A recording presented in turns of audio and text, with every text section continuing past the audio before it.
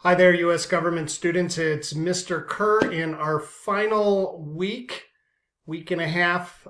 We're into week 17. And first of all, I just want to say thank you all very much for your efforts in making it through this really difficult time that we've had this semester. It's been strange. I mean, it's actually for us in the online world not all that different, but it's certainly, I know for a lot of you, it's been going fully online has been very different. So thank you all for your efforts in all of that.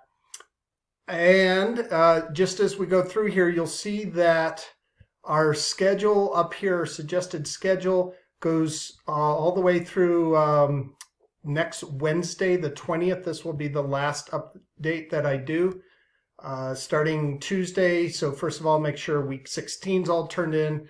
You can open this up, watch this weekly video you're doing, and make a plan for the remaining week. Now you have two things. First of all, you have your evidence discussion. You should be finishing that up. Try and get that.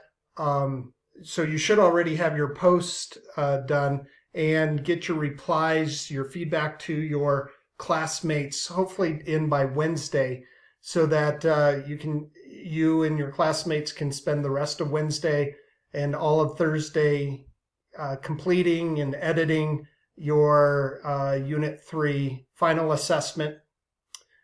Use both the discussion boards, the point discussion board, your evidence discussion board, and get that turned in by Friday. At that point, you have one more discussion board, and that is the most important class you will ever take. And so please leave that to the end after you're done with the final assessment. And of course, next weekend, including Monday, if you're all caught up, great, relax. If not, this is a good time to be double checking your grades. Do you have any missing assignments, even from back in Unit 1 or anything like that?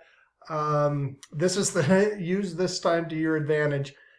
Tuesday, get that last discussion board turned in, and then Wednesday, last day.